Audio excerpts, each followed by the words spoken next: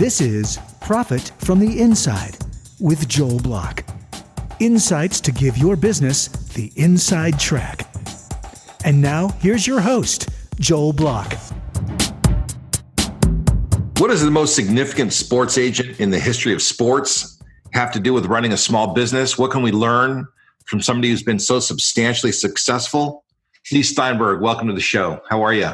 Great. Good to be with you. What is most amazing to me about your success is that it started in a business that didn't really exist when you entered it. I mean, there weren't famous sports agents at that time. Is that right? There was nothing to aspire to.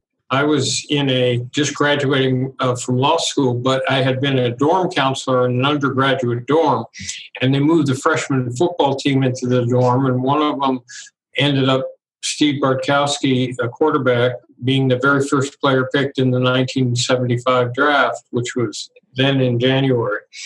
And I had gotten out of law school and just traveled for about a year and a half, and Bartkowski asked me to represent him.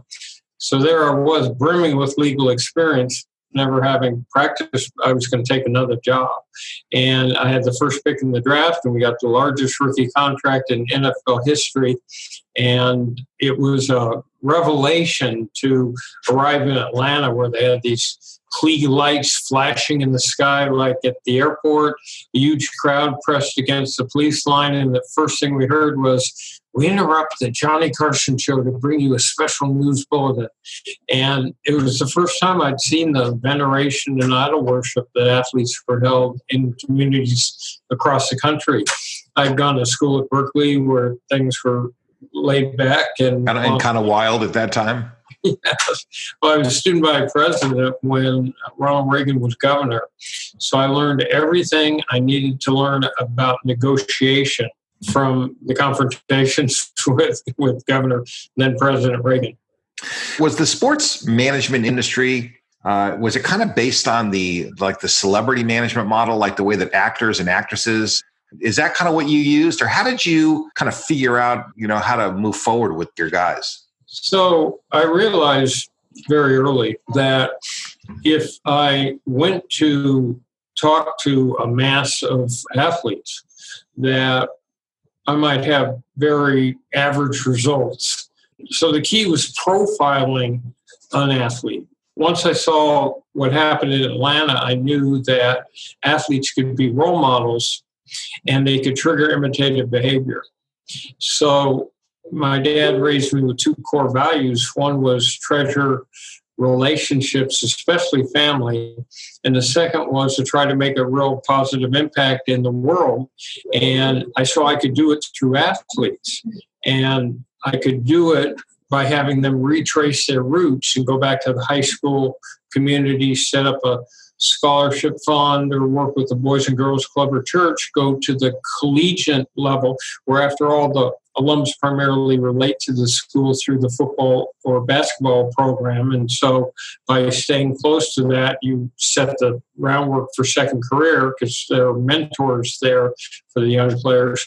And then at the pro level, set up a charitable foundation that's got the leading business people, political figures, and community leaders to execute a program.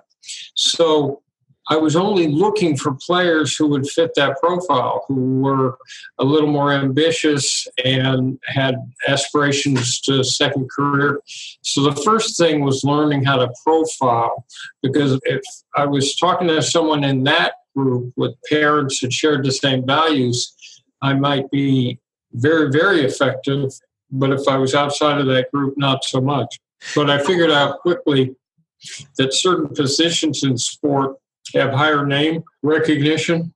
And so by having a player like that, I saw it with Bartkowski, you would have the contract negotiation revenue stream, but you would also have the potential for endorsements.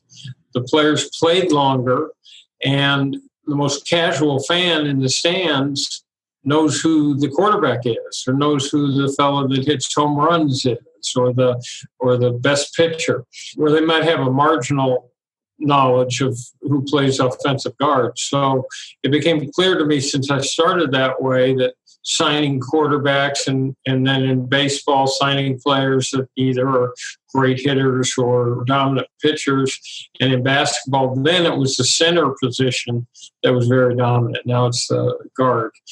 So I started to try to put together a methodology, but again, there were no models. There was nothing. My office was in my parents' card room. If you called me, I was my own secretary. So if you called me, the phone rang busy, which younger people don't even remember. The phone rang busy. So for the first 6 years, I went to Kinko's Copies to copy things. I never even had an assistant. It seems to me like there's a lot of synergy. Not only do you make money doing multiple things, but they feed on each other. So in other words, the more popular the quarterback would become, the better you could negotiate the next contract. So they were cycling up. So if you got the endorsements then would advertise the guy that would be on TV.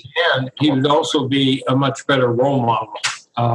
So because he'd have higher profiles, so that, a Troy Aikman Foundation or a Steve Young Foundation, or currently we have just seen our client Patrick Mahomes set up a charitable foundation called 15 and the Mahomies. So you're right, it's all synergistic.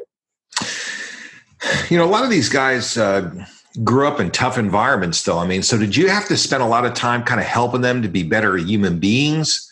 It's not that they're not decent people, but maybe they didn't get kind of the training and the grooming at home that, maybe we did.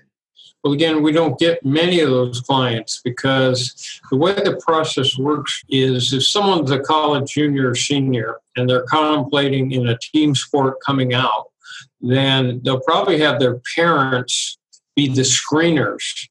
And so take football, there's 1,000 certified agents. So that creates this massive outreach to any player. Well, the type of players we work with usually have their parents as the screeners. And so you're dealing with the parents really until almost the eligibility of the young man's up. You may not meet with him at all. It may all be the parents. But the answer to your question is, what we have is an entertainment. It's not bread and butter on the table, right? It's not gas for your car. It's a discretionary entertainment expenditure.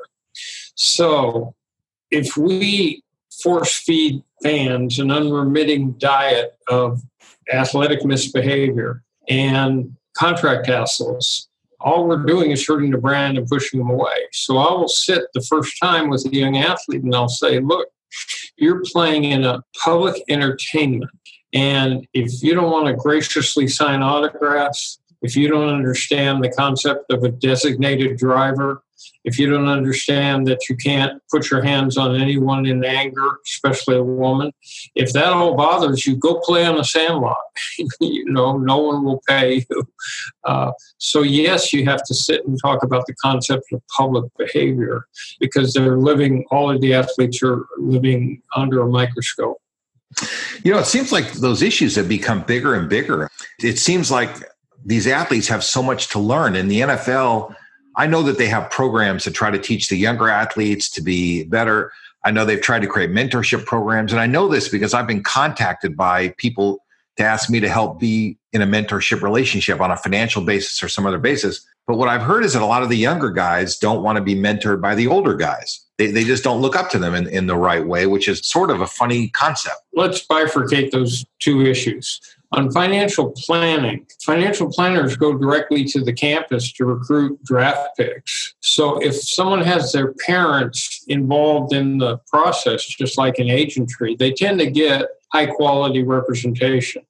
But there's a large number of athletes who don't have parents. There's also compliance to help them and the Players Association to help them, but for whatever reason, they don't want any of that help. And they get directly contacted. And that's the genesis of where you have bad financial planners, no financial plan, ridiculous expenditures in money, and not the best qualified agents. When it comes to behavior, it now starts on the college campus where colleges across the country have life skills programs that they put the athletes through, where they learn everything from table manners to the concept of budgeting and taxation to a whole set of skills. So for a player to act out, he's had to not listen to anything that happened on the campus. He's ignored the fact that the players' associations also do their own week-long seminar in public behavior. He's ignored the fact that the teams have that. He hasn't had great representation by an agent or financial planner. In other words, and honestly, what happens is you get a distorted view, and I'm not excusing any athletic misbehavior, but you get a very distorted view of there's a couple thousand players involved in pro football. And I can prove to you that the rates of domestic violence, fights, drunk driving arrests are much lower than their non-athletic peers. In other words, if you take men 18 to 30 and you track them for a year in our general society, but because of the ubiquitous nature of media, not only do they highlight every aberrational part of behavior, but they repeat it over and over again. So if you've got an athlete involved in domestic violence, you don't read that story once, you read it 30 times. Well, it goes back to what you were saying, that you live under the microscope. Right. But, the guy at a factory causes a problem, no one ever hears about it. Probably loses his job and whatever happens. But, in this, it's a whole different story. So I guess what I'm saying is that it's really evocative of watching the evening news. In other words, if you sat and watched, I'm in Southern California, if you sat and watched the local news, you'd become convinced that the society is filled with kidnappings, auto accidents, domestic violence, killings. I didn't even let my kids watch local news because I knew that they could go to a movie and know it was fake. But when they watched local news, it gave them a sense of menace. Yeah, listen, the media slices both ways. I mean, you've been a huge beneficiary of the media with your clients, but it also exacerbates the bad. So that's the focus. A dog bites man is not a story. Man bites dog is a story. And so the point is that an arrest, anything that's aberrational, is what gets reported. And you have newspapers and the internet and talk radio, all of which, and television, which focus on, remember, if it bleeds, it leads, which was one of the admonitions in local news. If it bleeds, it leads. So the point is they're looking for that. It doesn't excuse any athletic misbehavior, but I'm telling you, if you follow this group of players around, they're so hyper-conscious of what they have at stake that most of them lead very careful lives. Let's go back to some of these business issues. One of the things that is just so impressive to me is that you started at a time when this industry really didn't exist. And you sort of created a market. Salaries were much lower 40, 50 years ago to now you're working on an astronomical one. And some of these are just remarkable. So what hand did you have in organizing the market and assessing the market and the value of the players? How did you put those numbers together? Well, the first thing that became clear to me was that the traditional model of agentry with conflict over salaries and the traditional model of collective bargaining both had a negative effect on the brand. And that the real competition, for example, the NFL, was not labor versus management. The competition was with home box office, Walt Disney World, the NBA, Major League Baseball, and every other form of discretionary entertainment spending. So anything that hurt the brand was something that we had to be very careful of. So I went to owners and said, look, I've got these big stars. Shouldn't we be focusing on blowing out the television contracts, maybe creating an NFL-type network? Shouldn't we be focused on building huge stadia with multiple revenue streams? So they have naming rights and they have luxury boxes and they have jumbo scoreboards. Shouldn't we think about the internet and how content goes, shouldn't we be thinking about memorabilia? The real thing is we have a collective interest, me and a player I represent, and you and your franchise. And so the more money you make as an owner, the better off it is for the players. So let's focus on that, and we can work together on that. So what happened was, when I started, each team as the chair of the national television contract got $2 million. And then they got to the point where owners like Art Modell wanted to renew it for multiple years at $17 million per team per season. They split the contract. And I said at that time, Rupert Murdoch walked up to me at our Super Bowl party and said he wanted to bid on NFL football. So we're going to have multiple buyers. Television is exploding. It's not 3 networks anymore. It's going to be, because of cable and satellite, it's going to be hundreds of networks. And they'll bid loss leader economics, more money in rights fees than they can ever recoup in advertising, to be able to promote, for example, Fox's Monday through Friday broadcast by showing it on Sunday afternoon. And see, the thing about sports is you have to watch the games live. So there's much greater certainty as to when that commercial will run, what the market is, and the rest of it, because good luck trying to watch a Ram game 2 days later, or a Dodger game, and have nobody tell you the score.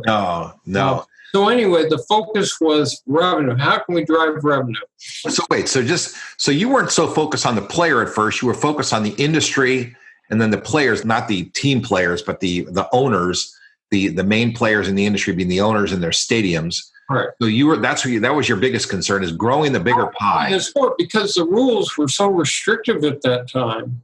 Remember, a player back in the 70s and 80s who signed a contract had an option clause in it. So from the day he was drafted, all the team ever had to do was offer him 10% more money the next year, and that was that. So instead of fighting over this tiny pie, let's make it a massive pie, and then we won't have so much problems with it. And one of the things we needed was competition between teams, but without the TV revenue and the gate revenue and the off-the-field revenue, none of it made any difference, because you were just fighting over this tiny little pie. So what did the TV rights end up going to? So now each team makes, the figure's $200 million.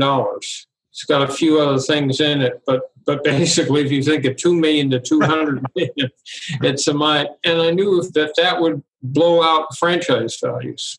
So, for example, in 1976, 2 teams, Tampa Bay and Seattle, come into the NFL, and their purchase price is $16.5 million. In 1995, 2 teams came in, and their purchase price was $130 million. That was Carolina and Jacksonville. In 1989, Jerry Jones bought the Dallas Cowboys for $140 million. And Bob Kraft bought the New England Patriots in 94 for $175 million. Dallas is valued by some people at $5 billion today. And New England would be right behind it. So this massive explosion in franchise values, Dallas Cowboys are the highest valuation of any sport in the world. And more people, obviously, worldwide follow soccer. So if all that could happen, and if it happened in baseball, and if it happened in basketball, because my 3 main focuses were, we had a big baseball practice with 60 players, basketball, I did boxing with Lennox Lewis and Oscar De La Hoya, but our big practice was football and baseball, and then a smaller practice in basketball. So how could we drive revenue to those sports?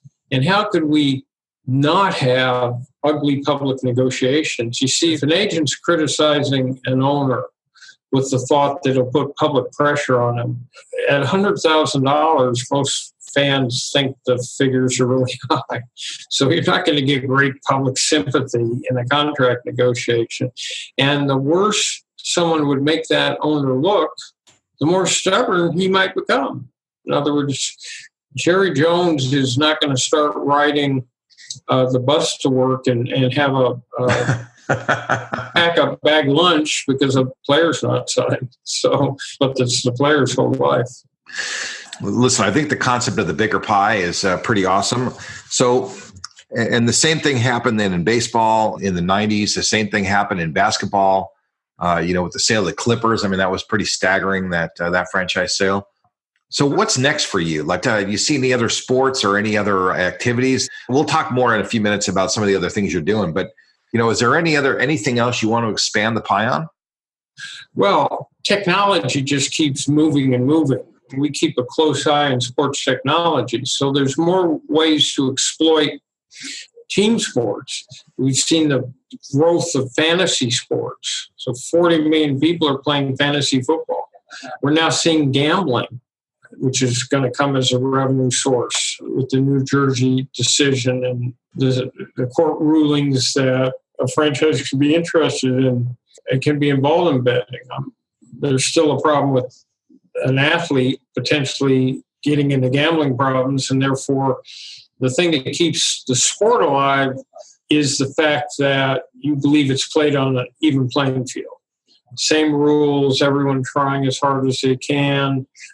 And if you ever thought for some reason that the results that you had a bribe player or a bribe referee or something, then you're at wrestling and it's phony. But we know anything can happen in sports. But in our firm, we look at projects outside.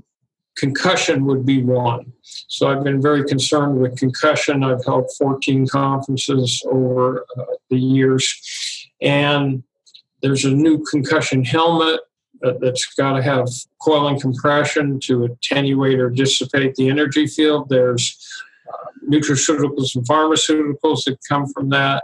We're actively involved in trying to bring VR into sports, which will change the way people experience it.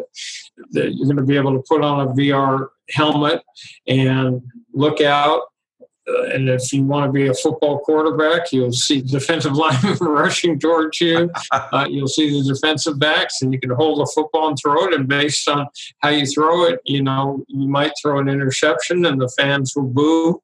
So there's all sorts of new experiences. I have had an idea for something called a sports channel, which should be an interactive Disneyland of sports. So you'd have virtual reality rides. And I saw it as an antidote to the new cost of stadiums. Because if you think about the fact that it's now a couple of $1 billion and the project in Inglewood is over budget by a couple of $1 billion for something that provides 10 home games, right? There's a limit to the amount of tractor pulls and concerts you can hold. So if you could turn that into an activity zone, where people would actually come and do the rides and the exhibits and, very cleverly have a Hall of Fame, then you would get Monday through Sunday use out of that instead of having a moribund dead complex for a lot of the years. So there's aspects like that. There are different groups that are out there. They have movie and TV projects that they want to do based on my book, The Agent. They have to be thinking about alternative uses for that big stadium in Los Angeles. Same thing in Las Vegas. They're building a brand new stadium there. I mean, they got to think about some new ways to use that real estate. Let me ask a different question. Back to this. So you went to the owners. You work on building a bigger pie. TV rights went up. I mean, you position all the players. I mean, all the things start spiraling upward in value. Do you ever feel like an awful lot of people made an awful lot of dough and, you did very well, but maybe not as well as some of these other guys? I mean, do you feel like you were treated properly? By teams? Well, just, do you think that you got what you deserved in the long run? I mean, do you think that you made it? I mean, listen, you made a lot of people a lot of money. So what happened was there came a time in sports where bigger groups rolled up sports agencies, and our firm was bought by a group called Asante in Canada. And the goal was to aggregate practices in football, baseball, basketball, eSports, which is another huge growth area, bundle them up, and then create a big marketing arm that could market teams, leagues, conferences, schools, corporations, and then individual athletes or other people.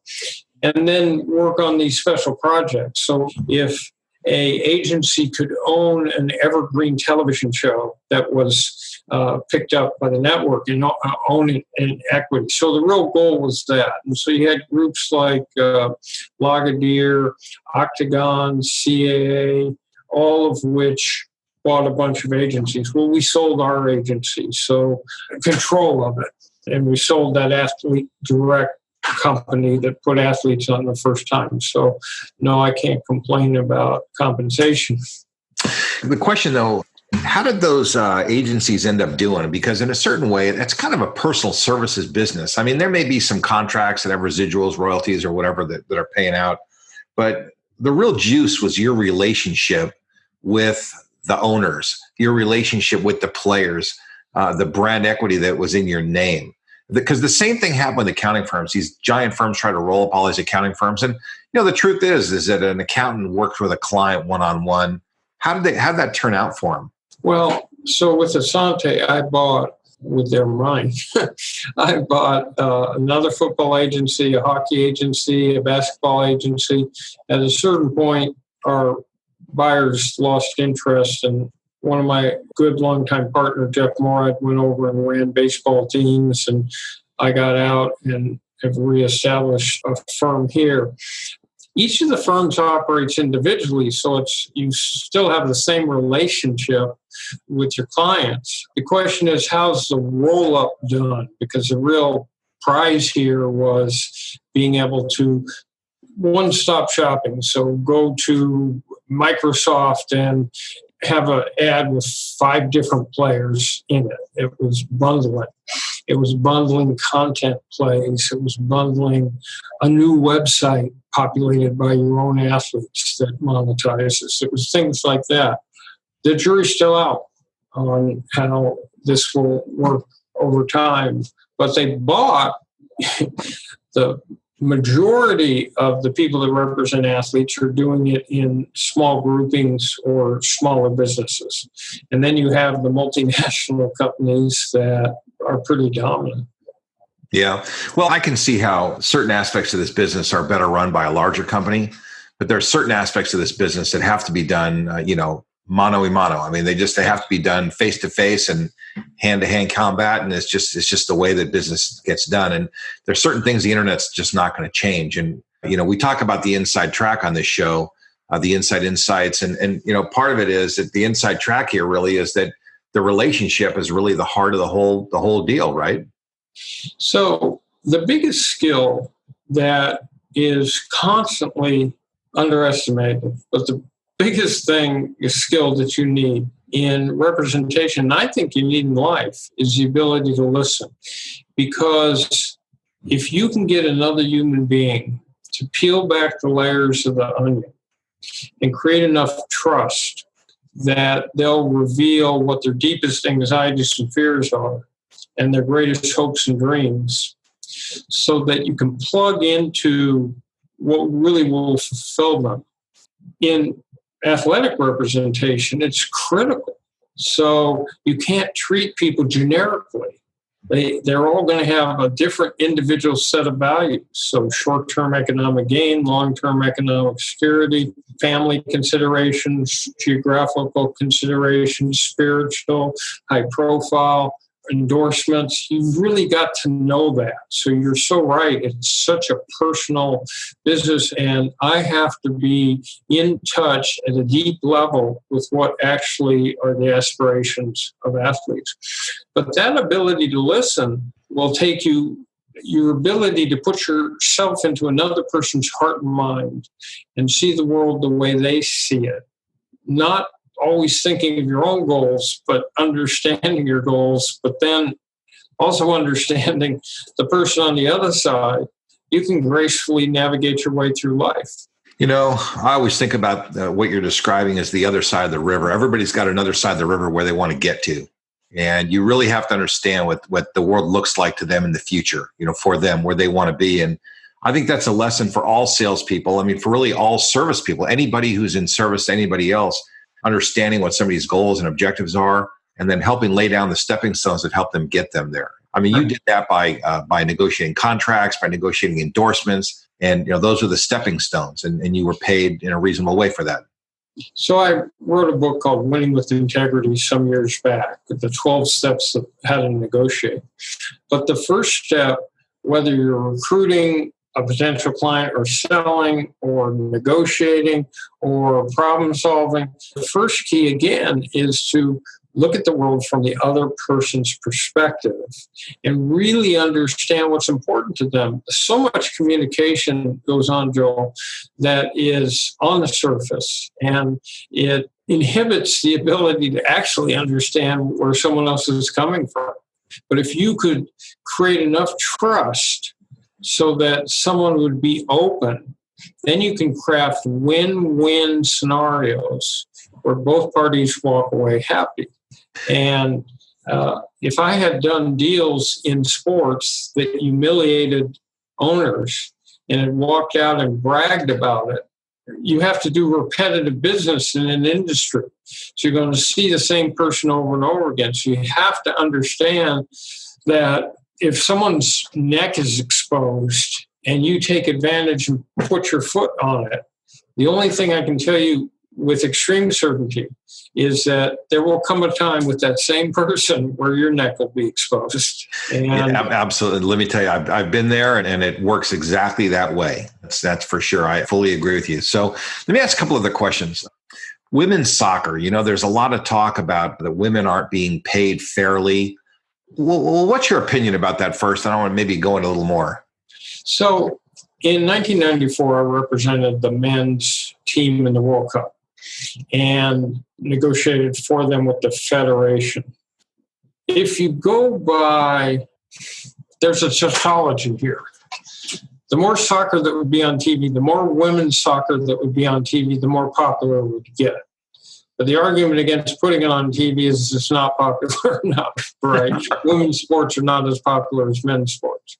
The reality of the situation is the women's team is totally marketable and totally interesting and totally attractive. But I may not get this right, and I don't want to be like one of our national leaders. I think that the TV revenue for men's soccer is like 3 or 4 times higher than it is for women. So the question then is, do you want to base it on gender equity, or do you want to base it on the profitability of the enterprise? And I'm all for women's soccer, and I think they have a real chance to explode on this country. Here's what's so bizarre. If you went across this country on a Saturday morning, you'd go from soccer field to soccer field. It's the first sport every 5-year-old plays. Yeah. And yet there's a disconnect. It's somewhere in the process. We fall in love with football, but American football, not international football, and prize that sport above everything else by 2-1. And it's the most popular television show. Why doesn't soccer pop off? So I once wrote an article for the New York Times, which was the worst thing I ever did, because what it said is Americans like a finite chance of success or failure on every play. Batter's out, he's safe, something happens.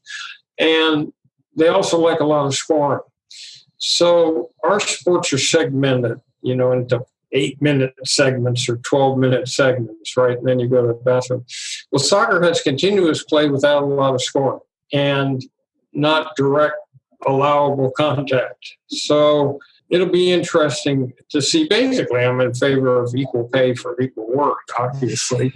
Well, the thing is, though, equal pay for equal doesn't really work, because it's, in a certain way, as I sit here and listen to you, if men's soccer makes 4 times more money, then it stands a reason. I might be wrong. It might be 3. Okay.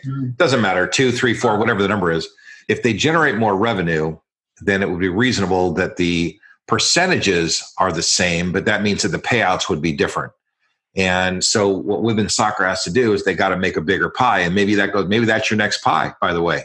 Yeah. I mean, they have a particularly interesting and attractive team.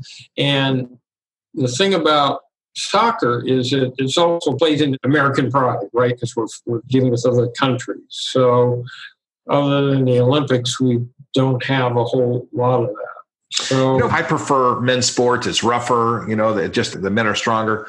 But I have to say that the women's soccer was really good. I mean, it's more about precision and agileness than it is about rough and tough. And I don't know, it just seemed, I liked it. So there's some room for improvement there. And again, I was involved with a project that didn't quite work, which was to have a whole network which was just focused on women's sports, like it'd be ESPN of women. If you watch a volleyball game that females play, it's really exciting. And so, again, that's ontology. If you don't put it on television enough, then it's not profitable and not as popular, but we'll see what happens. Yeah. Well, those are all great things. Hey, listen, would you real quick tell us a little bit about your Jerry Maguire story? I mean, that had to be a fun thing for you. So in 1993, I got a call from Cameron Crowe, a writer-director, who asked if he could sort of follow me and be a fly on the wall and to get a sense of what a sports agent life is like. So I took him to the NFL league meetings in 93, took him to the draft where Drew had the first player in the first round, came up to the press conference that we had with Drew Bledsoe, came to USC Scouting Day, came to some games with me, and I told him lots of stories. So he went off and wrote the script. I was technical advisor, so one of the jobs was to vet the script to make sure the willing suspension of disbelief didn't get broken. Things looked the way a football fan would understand. No. Then I spent some time with the actors. Actually, we took Cuba Gooding Jr. down to the Super Bowl in Phoenix that next, it was 95, and made him pretend he was my client. And at one point, I had to help Jerry O'Connell in the film throw a spiral. He asked me for advice because he was down at NYU, and they didn't have football there. And in that movie, didn't he play a guy from Phoenix? Isn't that what he played, right? He's Cush. Jerry O'Connell was Cush, the quarterback. So, it's Cameron's brilliant characterization and work, but there's a lot of life up there.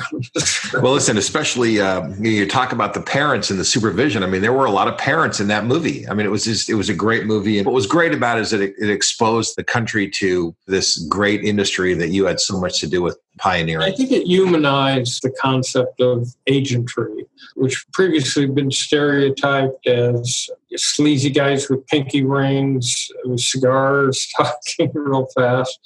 And so I think it was good that way. After that, I did another film with Oliver Stone, which was called Any Given Sunday, which is a football film. And I did some of the same things. And then I did another one as technical advisor, which was called For the Love of the Game, which with Kevin Costner, which is a baseball movie.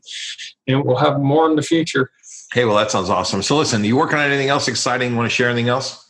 We do an education course. I made a decision to try to mentor the next generation of sports professionals. If you would go on a college campus, there are thousands of young people that want to be involved in sports. They might want to work for a team, a league, a conference, an athletic department, sports branding, marketing, PR, facilities management. So we have 3 prongs to it. One is something called an agent academy, which I've run about 15 times with our younger lawyer, Chris Cabot. And there we give people actual skills. So they have to bring in an athlete and they have to recruit them as a client. We have them negotiate a contract as if they were GMs or agents. They have to set up a charitable foundation. Then we have Sports Career Conference, which's got like an hour on sports TV, an hour on branding and marketing, an hour on working for a team. And then we have an online 85-module course that we teach. So that's sort of fun. And then I'm working with 2 new book ideas, which is sort of fun. And working on a project that would bring American sports to some other countries that are interested in them. And then everything is about charity. And so we've got an anti-bullying program and one against domestic violence. And I'm very concerned with the environment. So we've got a Sporting Green Alliance.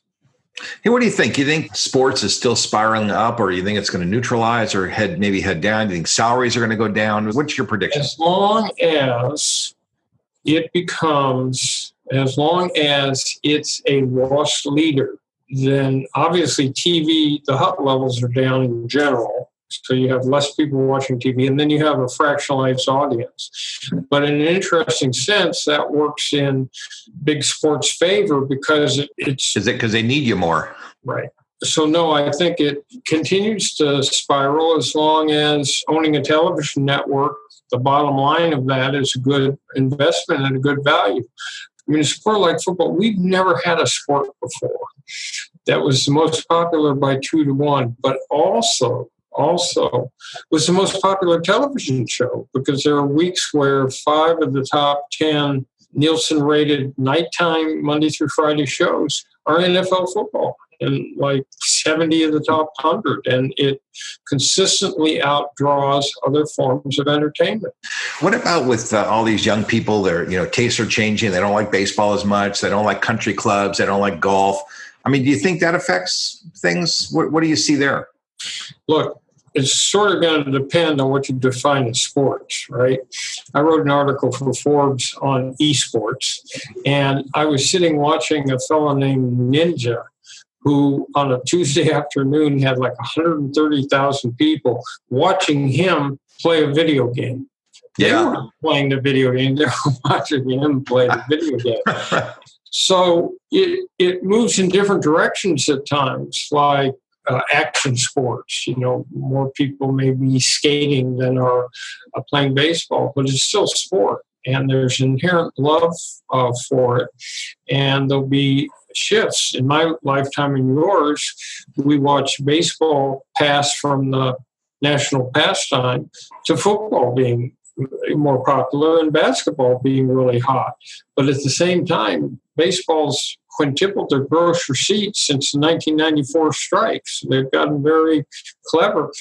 And you can remember when every baseball owner complained all the time that they were losing money if they were in a smaller market. You don't hear them complain anymore. Yeah. Well, listen, this has been an awesome discussion, man. Thank you so much for sharing it. My audience just loves the inside track. We talk about profiting from the inside, the insights that people like you bring to the table. And what I found especially interesting is you pioneered an industry, and you did it by growing the whole industry, not thinking only about yourself and your client.